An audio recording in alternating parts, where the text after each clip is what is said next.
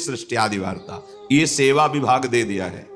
भगवान विष्णु की नाभि कमल से ब्रह्मा, ब्रह्मा जी की भ्रकुटी से रुद्रावतार, पालन, सृजन, विनाश, सतोगुण, रजोगुण, तमोगुण के द्वारा अनंत लीला है।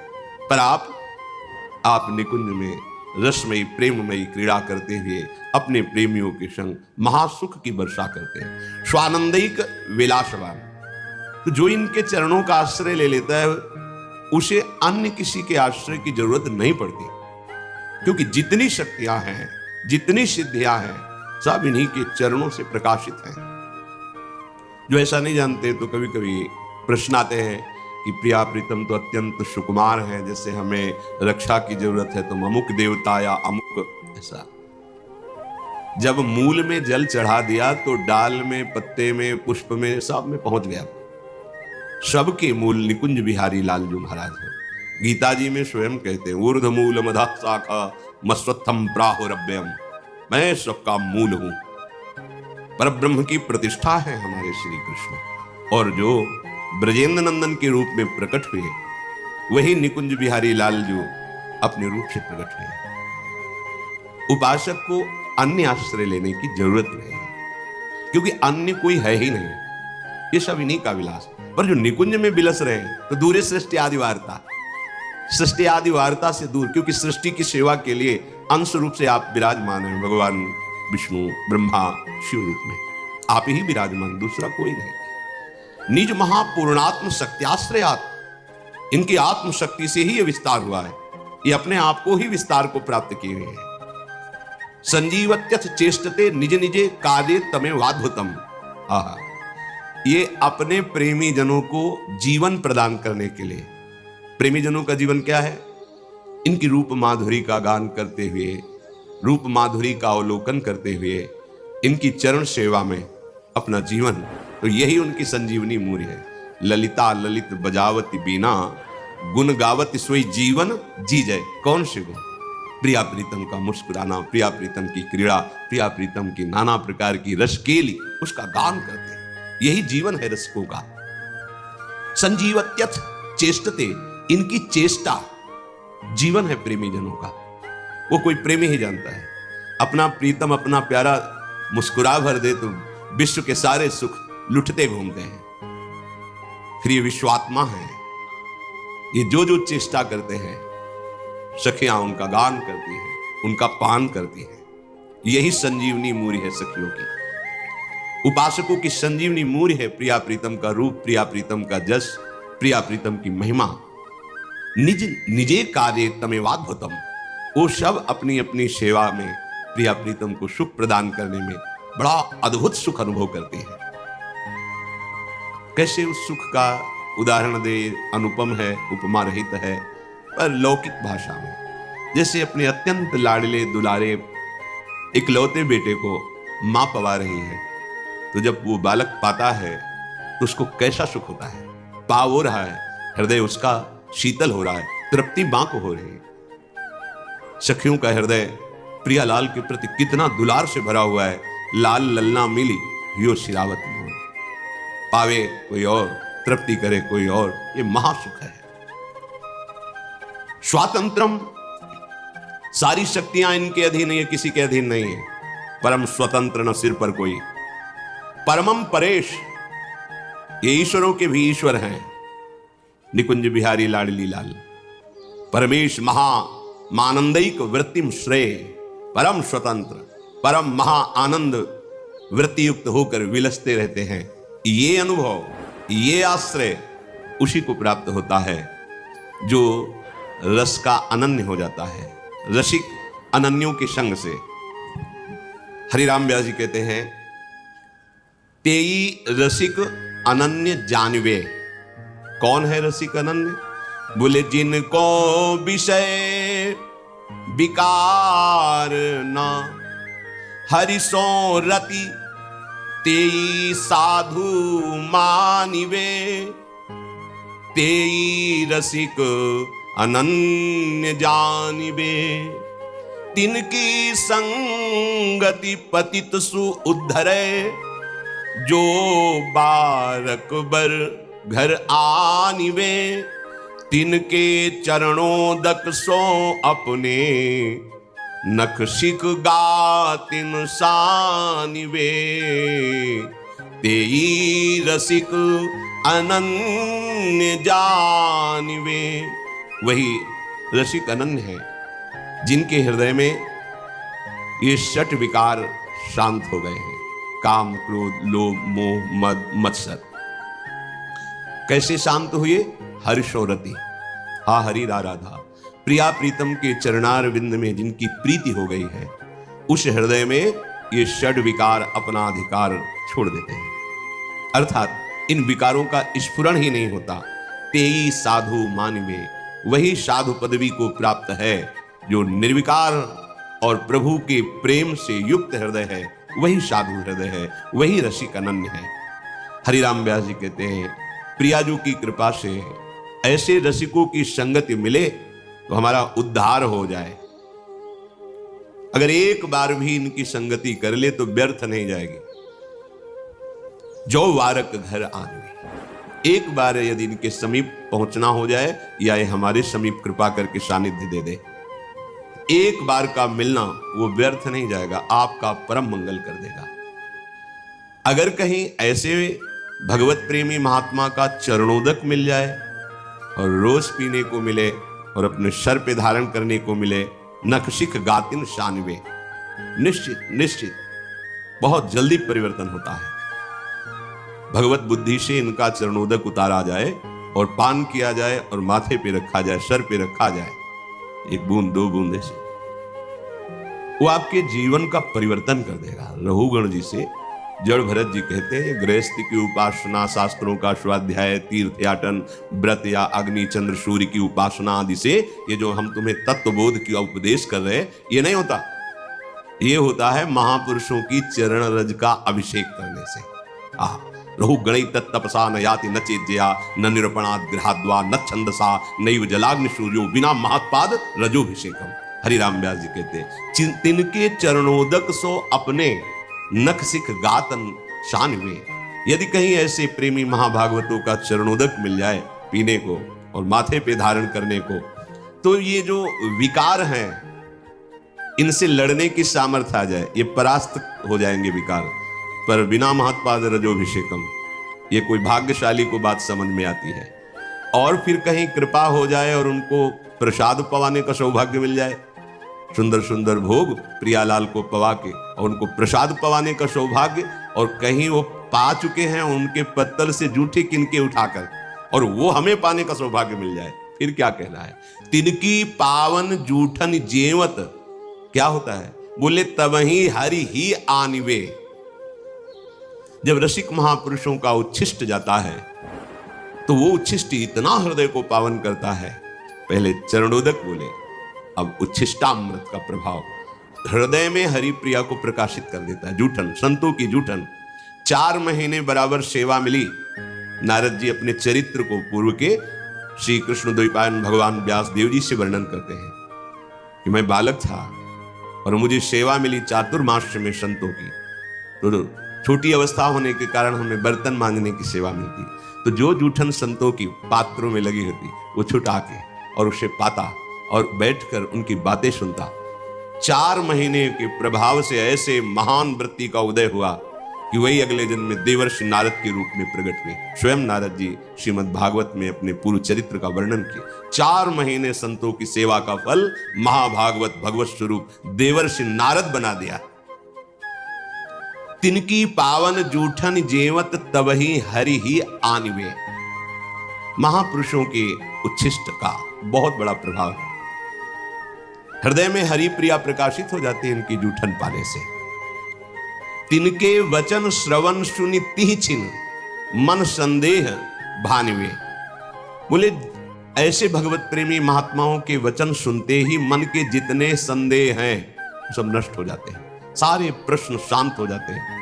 आप सुनते रहो, केवल कोई प्रश्न बकाया नहीं रह जाएगा, हर प्रश्न का उत्तर आपको मिल जाएगा सत्संग में। आप केवल ध्यान से सुनिए। तिनकी जीवन धन वृंदावन जीवत मरत बखानवे। व्यास राधिका रवन भवन बिनु तेई क्यों पहचानवे। बोले ऐसे रसिकों का जीवन जो प्रिया प्रीतम के अनुराग में है, और ऐसे रसिकों की जीवन की अंतिम श्वास ये वृंदावन ही है, अर्थात वो अनन्य होते हैं धाम के। ये आ ही जाएगा।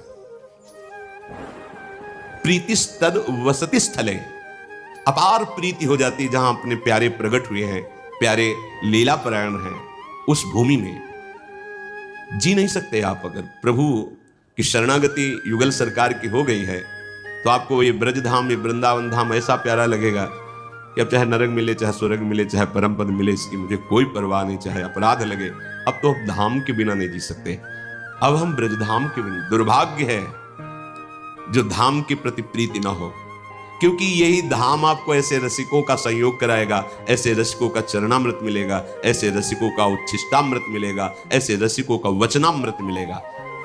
व्यास राधिका रवन भवन बिनु तेई क्यों पहचान में। यदि वृंदावन में तुम्हारा भाव नहीं आया तो ऐसे रसिकों से तुम्हारी पहचान हो ही नहीं सकती, और बिना रसिकों के पहचान के प्रिया प्रीतम का प्रेम प्रकट नहीं होता, रंच मात्र प्रेम प्रकट नहीं होता। रे मन रसिकन संग बिन रंच न उपजय प्रेम। रसिक अनन्यों का मिलना दुर्लभ है। बस रसिक अनन्यों की बात मान जाए तो रस में डूब जाएगा। जाकी है उपासना ताही की वासना, ताही को नाम रूप लीला गुण गाइए। यह अनन्य परम धर्म परिपाटी, वृंदावन बसी अनत न जाइए। सोई व्यभिचारी आन कहे आन करे, ताको मुख देखे दारुण दुख पाइए। व्यास होई उपहास त्रास किए, आस अछत कित दास कहाइए। हरिराम व्यास के जिसकी तुम्हें भगवत कृपा से गुरु प्रदत्त उपासना है मिली है, उसी के मिलन की, उसी के रूप की, उसी के गुण की, लीला की तुम्हारे हृदय में चाहत होनी चाहिए। ये चाह प्रकट हो गई तो सब चाहें नष्ट हो जाएंगी। इस एक चाह में सामर्थ्य है हर चाह को मिटा देने की। क्या अब इस जन्म में प्रिया प्रीतम से मिलना होगा। मिलने का उपाय है निरंतर प्रिया प्रीतम का स्मरण करना, नाम जप करना, उनकी लीला गुण गायन करना, उनके जनों का संग करना, उनके लिए ही कर्म करना, उनकी प्रसन्नता के लिए, उनके समर्पण के लिए सारी चेष्टाएं, तन मन वचन सब। जाकी है उपासना ताही की वासना, ताही को नाम रूप लीला गुण गाइए। यह अनन्य परम धर्म परिपाटी, यही रसिक अनन्यों का प्रेम धर्म है, यही परिपाटी है, यही मार्ग है, यही निष्ठा है कि अपने आराध्य देव के नाम रूप गुण लीला धाम के चिंतन में मगन रहे। वृंदावन धाम की उपासना धाम के प्रभाव से ही सफल होती है। जब आपको समय मिले तब धाम आइए, पर धाम का चिंतन तो आप कर सकते हैं। कई बार सत्संग में चिंतन का प्रकार बताया गया है। अगर कहीं आपको वास का सौभाग्य मिल गया है तो फिर यद्यपि मिले कोटि चिंतामणि तऊ न हाथ पसार। बड़ा दुख होता है जिस उपासक को अखंड वृंदावन धाम का संयोग बन जाता है, फिर किसी विषय इंद्रियजन्य भोगों के लिए धाम का त्याग करके, और भोगों में तब लगता है बड़ी प्रबल माया है प्रभु की, जो प्रभु के घर से घसीट ले जाती है। कब? जब कपट करोगे, छल करोगे, छुपाव करोगे, मनमानी आचरण करोगे तो घर से ले जाएगी। ये घर है, घर से खींच के ले गई, आजीवन के लिए ले गई। भाव नहीं बन सकता कभी। बहुत सावधान। वृंदावन बसी अनत न जाइए। अनंत जन्मों की बिगड़ी केवल वृंदावन सुधार देगा। तुम्हारी साधना में त्रुटि हो तो भी वो तुम्हें अपने प्रभाव से परम पद प्रदान करेगा। वृंदावनी प्रभाव सुन अपनो ही गुण देगा। सोई व्यभिचारी, वो व्यभिचारी है, बोलता कुछ और है, करता कुछ और है। ताको मुख देखे दारुण दुख पाइए। ऐसे लोगों का संभाषण, दर्शन, मिलन बड़ा दुख प्रदान करने वाला होता है। बहुत कपट होता है, बातें कुछ करते हैं, आचरण में कुछ होता है, चिंतन कुछ होता है। नहीं, ऐसा नहीं। जाकी है उपासना ताही की वासना, ताको ही नाम रूप लीला गुण गाए। सोई व्यभिचारी आन कहे आन करे, ताको मुख देखे दारुण दुख पाइए। ऐसों का संग नहीं करना। बोलता कुछ और है, करता कुछ और है, सोचता कुछ और है। हरिराम व्यास जी करे वही व्यभिचारी है। व्यास होई उपहास अगर ऐसों का संग करोगे या ऐसे लक्षण धारण करोगे तो तुम्हारा उपहास होगा, और वो उपहास तुम्हारे हृदय को जलाएगा, क्योंकि स्थिति तो है नहीं, तो त्रास किए वो बड़ा तुम्हें दुख देगा, बार बार जन्म मरण संकट में फंसाएगा। अगर तुम्हें किसी अन्य व्यक्ति से भोगों से सुख की आशा है तो तुमने सुख सिंधु को जाना ही नहीं, तुम सुख सिंधु के उपासक ही नहीं हो। कहीं समुद्र की प्राप्ति होने के बाद क्षुद्र गड्ढों की आशा होती है क्या प्यास बुझाने के लिए? ये तो प्रेमामृत समुद्र है, और तुम सुख कणों के लिए विषय भोगों में अधर्माचरण युक्त जाओ। इसका मतलब है कि अभी आप बातें केवल परमानंद की करते हैं, परमानंद का भी मार्ग ही नहीं मिला आपको, अनुभूति तो बात दूर की रही। अगर तुम्हारे हृदय में भोगों की आशा है तो तुम कैसे प्रिया प्रीतम के दास हो? व्यास होए उपहास त्रास किए आस अचत कित दास का, कैसे तुम दास कहला सकते हो? श्रीपाद प्रबोधानंद जी यही बात कह रहे कि आनंदानाम परम चरमो यो अवधीर वैष्णवानाम सर्वोर्ध्वानाम सकल हरिशक्त युन्न नीचान योवा संपूर्णानाम परम भगवद सद्गुणानाम च योवा श्री वृंदावन भुवि वरीवर्ति सर्वोर धामनी। श्रीपाद कह रहे कि वैष्णव का चरम आनंद प्रदान करने वाला ये वृंदावन धाम है। वैष्णव का चरम आनंद क्या है? परम सीमा का आनंद क्या है? हर समय भजन होते रहे। तो यहां फिरे स्वार्थ आपने भजन गए फिरे बाह। पहली बात, जैसे नाम निरंतर चलना, रूप के ध्यान में मगन रहना, लीला गुणों का चिंतन करना, ठीक वैसे ही धाम वास है। धाम अगर आप वास कर रहे हैं, नाम चिंतन में त्रुटि बराबर नहीं हो रहा, रूप का ध्यान भी नहीं हो रहा, लीला गुण में भी रुचि नहीं, तो एकमात्र धाम संपूर्ण भजन हो गया आपका, और यह आपको भगवत प्राप्ति करा देगा। आनंदानाम परम चरमो योवधिर वैष्णवानाम, जो आनंद की चरम सीमा है प्रेम, प्रेम में भजन, वो आपको वृंदावन धाम प्रदान कर देगा। विश्वास कीजिए। वैष्णवानाम पर शर्त है वो प्रभु का हो चुका हो, अर्थात मन वचन कर्म से ये ठान लिया हो कि मुझे भगवत प्राप्ति करनी है। उसका उपाय है सदगुरु की शरण, सदगुरु प्रदत्त मंत्र नाम उपासना, उसे वैष्णव कहते हैं। जो वैष्णव है उसको आनंद की परम चरम अनुभूति वृंदावन धाम कराता है। ये विश्वास का विषय है, पक्का ऐसा ही है। अपना साधन भजन क्या है? धाम की जब कृपा का अनुभव होता है तो लगता है, जो वाणी जी में धाम कृपालु है ऐसा लिखा है, वो अनुभव कराता है वृंदावन। सर्वोर्ध्वानाम सकल हरिशक्त नतीनांच योवा संपूर्णानाम परम भगवत सद्गुणानाम च योवा। ये सीधाम वृंदावन समस्त धामों का ऊर्ध्व है, मूल है, सबसे महान, इसी के अंश से सब धाम धामी प्रकट होते हैं, और समस्त शक्तियों को प्रकट करने वाला ये चरम स्थान वृंदावन धाम है, क्योंकि धामी प्रिया प्रीतम से ही सब प्रकट हुए हैं। मूल वृंदावन धाम, मूल बिहारी बिहारिंजू। जो महाभागवत वृंदावन धाम का आश्रय, वृंदावन धाम का वास स्वीकार करता है, अन्य संबंध छोड़कर, दूरादपास्य सुजनान सुखमर्थ कोटिम सर्वेषु साधन वरेश चिरम निराशा, शर्त है यह जोरी अविचल वृंदावन नाही नान सुखाद। अब ये वृंदावन आपके अंदर वो संपूर्ण उत्तम गुण प्रकाशित कर देगा जिससे प्रिया प्रीतम रीझ जाते हैं, अन्य साधनों से नहीं।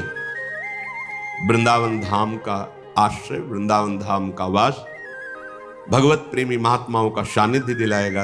चरण रज, चरणामृत, उच्छिष्टामृत, वचनामृत, इसके प्रभाव से हमारे हृदय में निर्दोष स्थिति जागृत होगी, निर्विकार स्थिति जागृत होगी। उसी निर्विकार स्थिति में प्रीति का प्रादुर्भाव, उसी प्रेम पुलकन में वो प्रिया प्रीतम की रूप माधुरी का अनुभव करता है। तो सारे सद्गुण धाम की कृपा से उसके हृदय में आ जाते हैं। इसलिए अन्य आश्रय, अन्य वार्ता, अन्य भाव त्याग करके अनन्य भाव से नाम रूप लीला धाम की उपासना में निश्चित, अगर आपकी त्रुटियां भी हैं, गलतियां भी हैं, अपराध भी हैं, तो आप चिंता मत करो, धाम अपने प्रभाव से आपको निर्मल कर देगा। सारे महाभागवतों के सद्गुण दैवी संप्रदा आप में प्रकाशित कर देगा। विश्वास करो, ये धाम कोई जड़ नहीं है, ये चैतन्य घन है। आप धाम का आश्रय लिए तो प्रिया प्रीतम सहचरियां खग मृग पशु पंछी लता यमुना रसरानी वृंदा सखी ये सब आप पर कृपा करेंगे, सब आपको उस महानता की स्थिति में पहुंचा देंगे कि इन्हीं नयनन सम सुख देखे, इन्हीं नेत्रों से आप निकुंज का सब सुख देख पाएंगे इनकी कृपा से। इसलिए धीरे धीरे वृत्तियों को अनन्यता की तरफ ले चलो। जाकी है उपासना ताही की वासना। रसिक मंडली में या तन को नीके ढंग लगाओ, दंपति यश गाओ हर्षाओ हित सो रीज रिझाओ। देवन को दुर्लभ नर देहि तैने सहज ही पाई, मन भाई निधि पाई फिर क्यों जानबूझ बिसराई। एक अहमता ममता ये जग में है दुखदाई, ये जब श्री जी की ओर लगे तो होत परम सुखदाई। तात मात सुत दार देह में मति अर्जय मति मंदा, हित किशोर को होए चकोर तू लख वृंदावन चंदा। सीधी बात, रसिक मंडली में या तन को नीके ढंग लगाओ, दंपति यश गाओ हर्षाओ हित सो रीझ रिझाओ। बहुत बढ़िया अवसर मिला है।